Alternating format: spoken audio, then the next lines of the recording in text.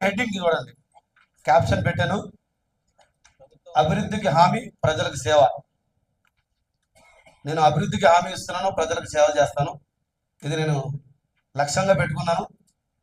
Headline అందరు గమనించండి. అభివృద్ధికి హామీ. అభివృద్ధికి హామీ అంటే 5 ఉన్నాయి. వీటి 5 గురించి నేను ఎక్స్ప్లెయిన్ చేస్తాను, దయచేసి గమనించండి. ఎందుకంటే ఇవి మీరు వెంటనే ప్రతి ఒక్కరు ఒక సైనికుడిగా, ఇదే మన మేనిఫెస్టో, దీన్ని ప్రతి ఇంటికి తీసుకెళ్ళాలి, గడప గడపకి తీసుకెళ్ళాలి. ఎందుకంటే ఒక కొత్తగా మనం ఒక రూపకల్పన చేశాం కాబట్టి దీన్ని తీసుకెళ్లి భవిష్యత్ తరాలకు ఆదర్శంగా ఉన్నాం. వీటన్నిటిని నేను పెద్దల సహకారంతో, యూత్ సహకారంతో నేను పొందుపరిచాను. వీటిని దయచేసి గమనించి అందరి సహకారంతో ఈ పనులన్నీ చేసుకుందాం.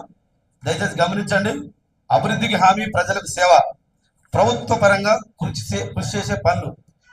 వీటి కోసం మేము అంటే పెద్దల సహకారం తీసుకొని కొన్ని సందర్భాల్లో యూత్ని నేను కోట్ చేసుకుంటూ నేను ముందుకెళ్తాను. వీటి ప్రభుత్వ పరంగా చేసే పని వైజాగ్ కల్లికి మెయిన్ రోడ్ ఏదైతే సిసి రోడ్ ఉందో దాన్ని ఇప్పుడు కాదు మేము ఆలోచన చేసింది, కొత్తగా చేయలేదు. ఎప్పుడైతే మన ఆ బాబు చెల్లి కొడుకు యాక్సిడెంట్ లో కాలు ఇరిగిపోయిందో అప్పుడు ఆలోచన చేసాము, ఎప్పటికైనా ఇది చెయ్యాలని. ఆ రోజు మధ్యలో పుట్టింది ఇది, నాకు గాలరాజనికి అనుకున్నాం. అంటే ఒకటే సింగిల్ రోడ్ ఉండడం వల్ల కార్లు స్పీడ్ గా వచ్చి కొంచెం కార్లు ఇవన్నీ ఇరిగిపోయి ఇబ్బందులు పడుతున్నారు. అప్పటికి 2-3 యాక్సిడెంట్లు కూడా వేరే వాళ్ళకి కూడా. సో ఒక డివైడర్ ఏర్పాటు చేస్తే బాగుంటుంది, అక్కడక్కడ స్పీడ్ బ్రేకర్లు పెట్టి మెయింటైన్ చేస్తే తాగిన వాళ్ళు ఉంటున్నారు కాబట్టి అప్పుడు పుట్టింది ఈ ఆలోచన. సో వీలైతే ఇప్పుడు మనకు 12 ఫీట్ల రోడ్డు ఉంది, ఇంకొక 6 ఫీట్లు జరగడానికి, ఇటు 6 అటు 6 జరగడానికి అవకాశం ఉంది. కాబట్టి మధ్యలో 1 ఫీట్ పెట్టి స్ట్రీట్ లైట్ తోటి డివైడర్ పెట్టి ఆ మెయిన్ రోడ్ ఏదైతే ఉందో సిసి రోడ్, వైజాగ్ కల్లిలో గ్రామానికి మెయిన్ రోడ్ ఏదైతే ఉందో దాని విస్తరణకు అవసరమైతే పెద్దలు తీసుకొని పలుమార్లు ఎమ్మెల్యే గారి దగ్గరికి వెళ్ళి ఈ పని చేయించుకోవడానికి మేమందరం కృషి చేస్తాం. ఆయా సందర్భాల్లో మిమ్మల్ని కూడా పిలుస్తాం. అవసరమైనప్పుడు బలం కావాలనుకున్నప్పుడు దీన్ని బలంగా కోరుకునే వాళ్ళు వైజాగ్ కన్నా చాలా జనం ఉంది అని మనం తెలియపరచడానికి అనేక సందర్భాల్లో మిమ్మల్ని వాడుకుంటాం. మరి ముఖ్యంగా పెద్దలు ఎవరైతే ఉన్నారో వీళ్ళు ఇప్పుడు పెద్దలు కాదు, గ్రామం మొదటి నుంచి ఏంటంటే అభివృద్ధి పథంలో మన గ్రామాన్ని గుర్తింపు అంటే పెద్దల ద్వారా వచ్చింది. ఆ పెద్దల్ని నేటికి కూడా నేను గుర్తించుకుంటూ వారి సహకారంతో దీన్ని కృషి చేస్తాను. మన గౌరవ ఎమ్మెల్యే ప్రజెంట్ ఉన్న బాలనాయక్ గారి దగ్గరికి వెళ్ళి మరి మాట్లాడతాము. చాలా సందర్భాల్లో మేము పలుమార్లు ఇచ్చేంత వరకు కొట్లాడతాం, మాట్లాడతాం. మీరైతే ఈ పని పూర్తి చేయడానికి ప్రయత్నం చేస్తాం. ఫస్ట్ది.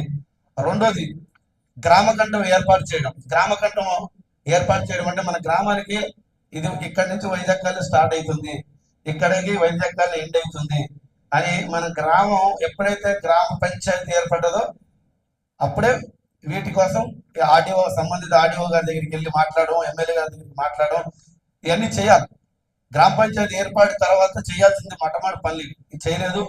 చేయకపోగా ఈ గ్రామ కంఠం ఏర్పాటు చేస్తానంటేనే దీనికి సర్పంచ్ కావాలా అని అంటున్నారు అవతల వ్యక్తి.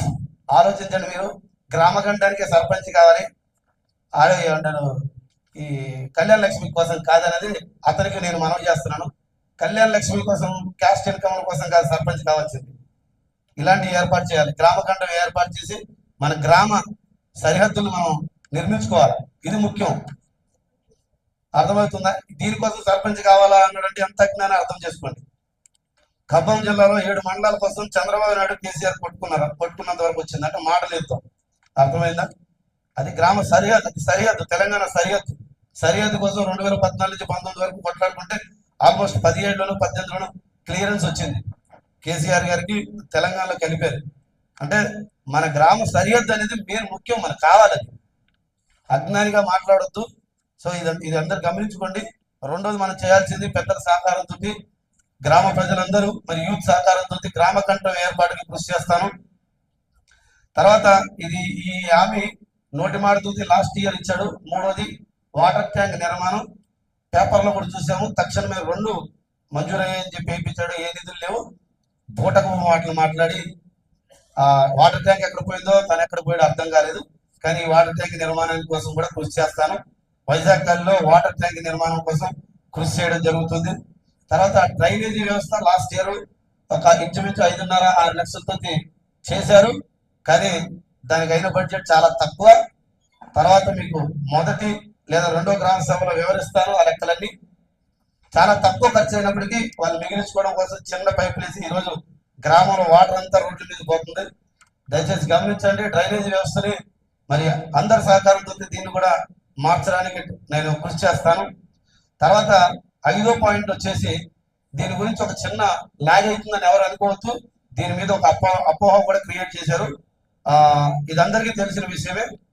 హిందూ సహోదరులందరూ క్షుణ్ణంగా ఆలోచించండి. ఇప్పుడు కూడా ఒక స్టంట్ వేస్తున్నాడు.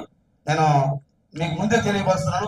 లాస్ట్ ఇయర్ వచ్చింది ఆర్డర్ కాపీ కాదు, ప్రపోజల్ మాత్రమే పెట్టాడు.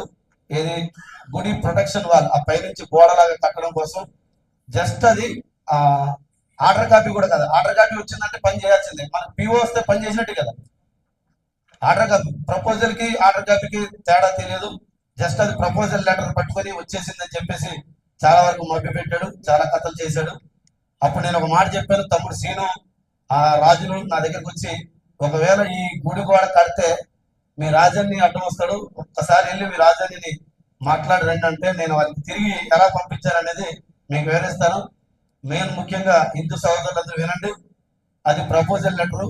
ఆర్డర్ కాపీ మీ పేరు మీద ఎవరి పేరు మీద తెచ్చుకోండి. సీను నీ పేరు మీదైనా, బావోజీ, రాజులు, మీరు ఎవరైతే డౌట్ వస్తుందో మీ పేరు మీద ఆర్డర్ కాపీ తెచ్చుకోండి. 20 లక్షల ఆర్డర్ కాపీ, 20 లక్షల క్యాష్ నేను ఇస్తాను. మీరు పని పూర్తి చేసుకున్న తర్వాత ఆ బిల్లు వచ్చిన తర్వాత నాకు డబ్బులు ఇవ్వండి. ఒకవేళ నేనే డబ్బులు పెడితే అది అడ్డుకోనరా. ఒకవేళ నేను డబ్బులు పెట్టకపోతే మళ్ళీ ఏ కారణం చేతైనా బిల్లు ఆగిపోయినా నన్ను అంటారు. కాబట్టి మీరు గమనించుకోండి. ఆ 20 లక్షలు నేనే ఇస్తాను. మీ పేరు మీద ఆర్డర్ కాపీ తెచ్చుకోండి. కట్టుకున్న తర్వాత బిల్లు వచ్చిన తర్వాత నాకు ఇవ్వండి అన్నాను. అంటే అంత నిష్పక్షపాతంగా ట్రాన్స్పరెన్సీ గా ఉన్న వ్యక్తిని. ఎమ్మెల్యే గారి దగ్గర కూడా తాతల బాబాయ్ ఏసరత్నం అని కూడా చెప్పారు. ప్రపోజల్ ఉందండి, మీరు ఇస్తే ఈసారి ఇచ్చేయండి, వచ్చేసారి ఏదన్నా ఉంటే క్రైస్తవులుగా మాకు కూడా ఇవ్వండి. ఇది ఒకసారి వాళ్ళు చేసేద్దామని కూడా వాళ్ళు గత ఎమ్మెల్యే రవీంద్ర కుమార్ దగ్గర కూడా వాళ్ళు మాట్లాడడం జరిగింది. దీంట్లో ఎలాంటి అపోహ పెట్టుకోవద్దు. ఒకవేళ నిజంగా మనకు క్రాట్స్ వస్తే ఖచ్చితంగా దీనికి కృషిగా నేను చేస్తాను. మీకు హామీ ఇస్తున్నాను. ప్రజెంట్ వాడుతున్న స్టంట్ కూడా ఉంది. మీరు ఆ మాటలు నమ్మొద్దు. ఆల్రెడీ ఒక వ్యక్తిని ఒకసారి నమ్మారు, చాలా చేశాడు. ఆఖరికి రాజరచన స్థలం ఇట్లేదని కూడా క్రియేట్ చేశాడు. అది కూడా నేను కుక్కల సింహాలు వెళ్ళి క్లియర్ చేసాము. అక్కడ కూడా అడ్డంకి లేకుండా క్రియేట్ చేసాం. ఏ కారణం చేసినా ఆ నెపం మన మీద వేయాలంటే ప్రయత్నం చేశాడు. కానీ కుయుక్తులు ఎప్పుడు కూడా ఎంతకాలం నిలబడవు. వెంటనే పటాపంచలు అయిపోతాయి. బాగంటే ఒక రోజు 2 రోజులు, ఇంకా బాగా గట్టిగా కుయుక్తి చేస్తూ 1 సంవత్సరం నిలబడతాం. తర్వాత అయినా సత్యం జనాలకు అర్థమవుతుంది.